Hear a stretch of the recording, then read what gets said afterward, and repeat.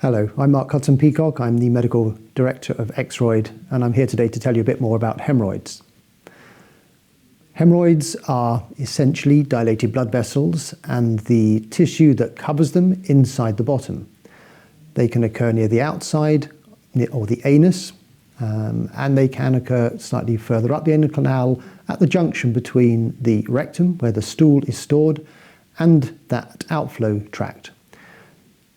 Hemorrhoids are normal parts of the anatomy, sometimes called hemorrhoidal cushions, and they form a watertight seal so that the contents of the bottom do not fall out when we stand up.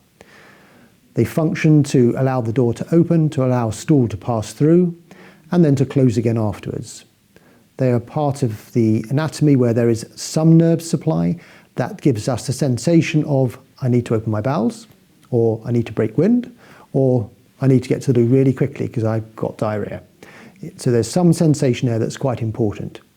But hemorrhoids themselves will go on in a number of patients to become symptomatic or problematic, and that's when they get larger.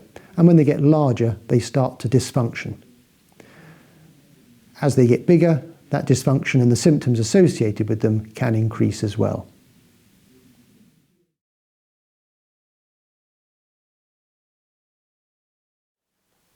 Hemorrhoids are really classified into two different types, internal and external.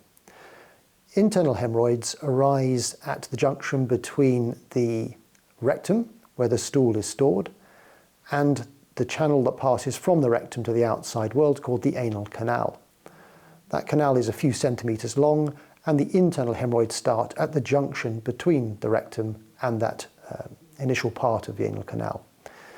These are swollen blood vessels and the surface mucosa that covers them. External hemorrhoids are further down the anal canal near the outflow tract around the anal margin itself, or anus.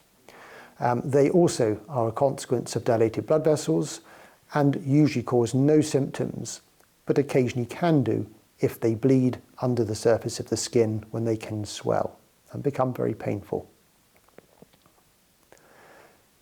Hemorrhoids themselves can be confused with other things in the perianal anatomy, and that includes things like skin tags or anal tags, sentinel piles, fissures, rashes of one sort or another which can cause itch, including psoriasis and eczema, and other slightly more unusual rashes. But all in all, it's an area of anatomy that's important to understand, and the different conditions important to know. Not least, there are some serious ones or potentially serious ones in precancers of the skin and of course cancers themselves that do need to be differentiated so that the proper care pathway can be followed.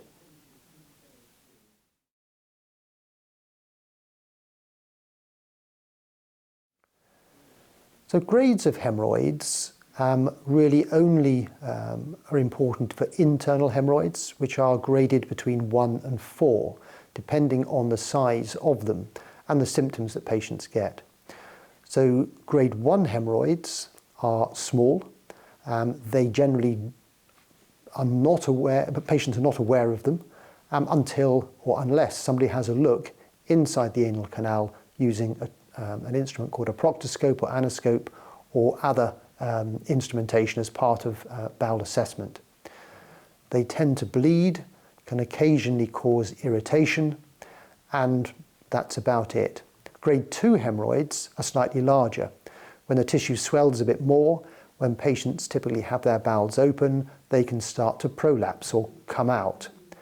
Patients are not always aware of that because immediately on reducing pressure, they disappear back inside, and again can cause variable symptoms. Grade 3 hemorrhoids, patients are always aware of them, insofar that when the bowels are open, they typically come out and do not go back by themselves. They need to be pushed back inside.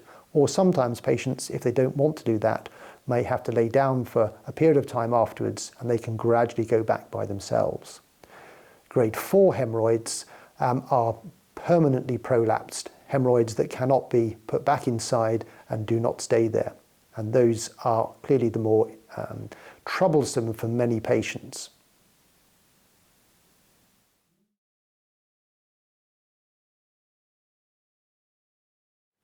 The most common symptoms of hemorrhoids include itching and bleeding. They're the two commonest. But there are other symptoms as well. Patients can present with feeling lumps, and those may be lumps that are there all the time, or ones that come out when they have the bowels open that may need to be pushed back inside, or ones that appear when they have the bowels open that disappear spontaneously. Other symptoms include discomfort, swelling, discharge, leakage onto the underwear is quite a common symptom. But everyone's symptoms are different, and one person may only have one symptom. Some patients may have no symptoms a lot of the time, but then present with a series of symptoms: pain, discomfort, prolapsing, that then can recede a little bit. So there is that great variety, and really anyone that has symptoms, whether they're multiple or single, need to get an answer as to why they've got those symptoms, so that reassurance can be given, treatment can be suggested, and further investigation organised if it's appropriate.